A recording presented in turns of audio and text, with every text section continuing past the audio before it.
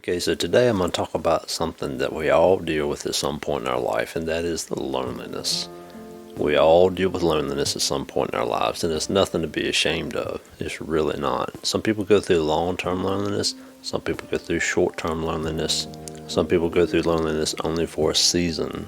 But here are 8 things you can do when loneliness creeps up on you that'll help you get away from that bad state of loneliness.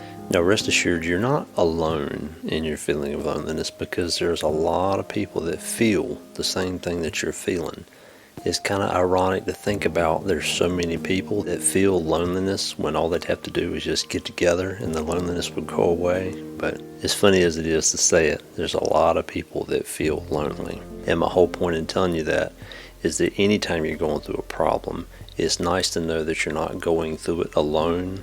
In other words, there's people besides you that are struggling through it along with you. And the same thing is true with loneliness. When you're feeling lonely, just know that there's other people that struggle with loneliness too. And that in and of itself should help you tolerate that feeling.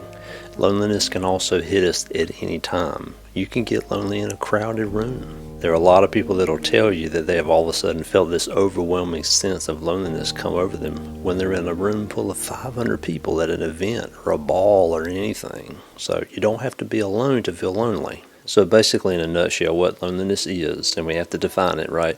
What loneliness is a feeling of isolation. And again, you don't have to be physically isolated from other people. You could be in a room of other people and feel isolated. But loneliness is the feeling of isolation and lack of meaningful connections. That is what loneliness is. Now, what I want you to do the next time you feel lonely is I want you to try one of these 8 things that we're about to go over, and I guarantee you that at least one of them is going to hit home, and it's going to make you feel better, and it's going to pull you out of that feeling of loneliness, okay?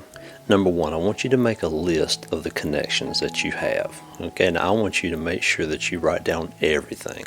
So that's thing number 1. The next time you feel lonely, I want you to take out a sheet of paper, and I want you to number it. 1 through whatever, all the way down. And I want you to write down every person that you could call or even write a letter to. I want you to write them all down.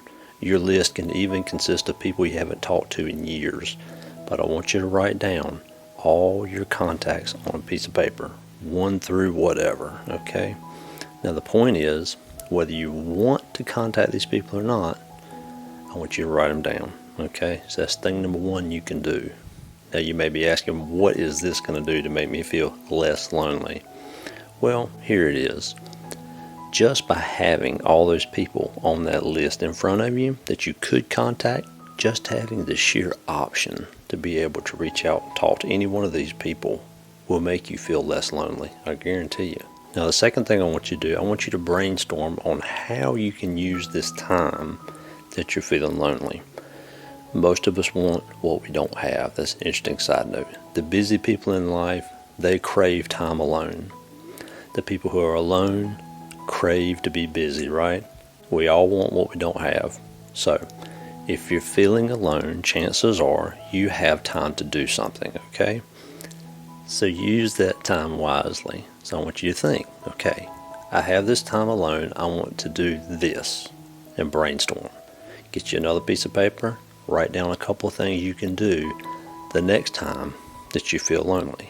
So use this time that you're feeling lonely to brainstorm about the next time that you feel lonely. Because preparation for a problem is half the battle, right? So here's some things you can put on your list. What are some hobbies that you enjoy doing that you haven't been able to do in a long time? Maybe you like photography. Maybe you like scrapbooking.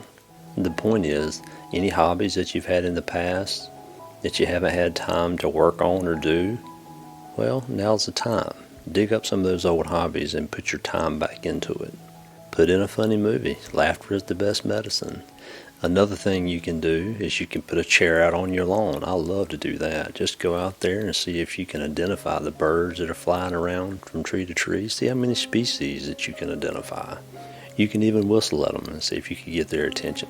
The point is you need to do something instead of dwelling on your problem. Go do something. That is the power of substitution, the power of distraction. Now, the third thing you can do is you can relive some old positive memories.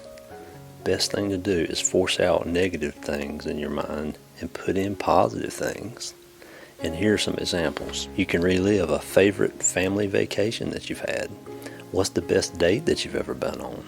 Can you remember the most exciting day of your life? Can you remember the time that your child walked for the first time?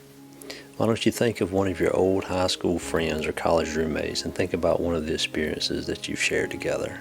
Can you remember your first kiss? You could relive a day at the beach, something as simple as that. The idea here is to simply fill your mind with something positive so you can force out and won't have room for all the negative things. Now, I touched on this one earlier, but we're going to go a little bit more in depth. Number 4 is that you should not feel alone in your feeling of loneliness. This is huge. Loneliness is a common experience. Studies have shown that over 65% of adults are in a state of loneliness currently right now. We're not even talking about the people who have experienced loneliness at some point. We're talking about now. Over 65% of adults are in a state of loneliness right now. That's huge. That means over half of the population is feeling the same thing that you're feeling to some degree. I think it's safe to say you're not alone. It just helps to know that there's people that are struggling through what you're struggling through, and they're dealing with it and getting through it on a daily basis. So there's some hope for you right there, just knowing that there's people that's getting through their problems of loneliness just like you're experiencing. So that means you can get through your feelings of loneliness too and survive. Okay, number 5, volunteer. This is the big one. Volunteering simply takes your mind off of your problems and puts it on something else. Sometimes it just helps to get involved with something that's bigger than yourself. It makes your problems seem minuscule when you start seeing the problems of others around you, the people that really need help. Volunteering can help you in so many ways, and when you're feeling feelings of loneliness, it's a good time to give it a shot. I've used this tactic personally when I've gone through feelings of loneliness, and it's helped me immensely. Number 6, pets. Talk to your pet. If you have a pet, if you have a dog or a kitty cat, talk to them, carry on a conversation with them. You're not silly for wanting to carry on a conversation with your pet, I promise you. And now if you don't have a pet, consider getting one. Or you can even consider fostering a pet from the local shelter. You know, they have programs where you could take in an animal while they're trying to find a home for it. Or you may consider asking a neighbor if they wouldn't mind you taking their dog for a walk. I'm telling you, they won't turn you down, because every dog wants to go for a walk, and most every dog owner doesn't want to go out for a walk 3 times a day. So I'm sure that you'll have some neighbors to take you up on your offer.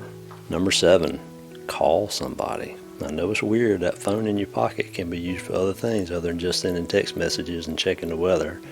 Indeed, you can actually use that phone to have a conversation like we did in the old days before we had things such as sending texts and all that. So a phone conversation will actually do more than what you think it will. Not only will it pass the time, but when you get off the phone, you're going to have a lot to think about. That's just the way it is when you have a meaningful conversation. It gives you things to think about afterwards. And lastly, number 8, be sociable. Now, this one may be a little difficult, and you might need to force yourself to do it, but it's going to be worth it. The world is full of people. There's 8 billion plus people in this world. Get out and do something, even if it's just going to the grocery store. Chances are you might bump into a friend you hadn't seen in a while, or you can even strike up a small conversation with the cashier as you're checking out. Just getting out in the world and talking to people is going to do you good, even if it's just small chit-chat. Why don't you go out for a cup of coffee to your local coffee shop and just sit there and enjoy the fact that there's people around you kind of going to and fro. You never know. You may strike up a conversation with one of them.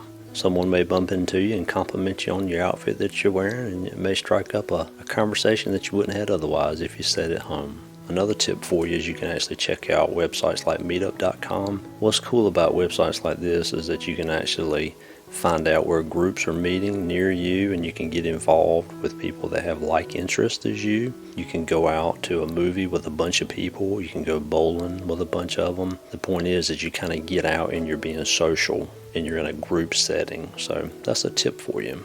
I've actually done that one too, and it's worked out for me very well. I've met some very nice people doing that very thing.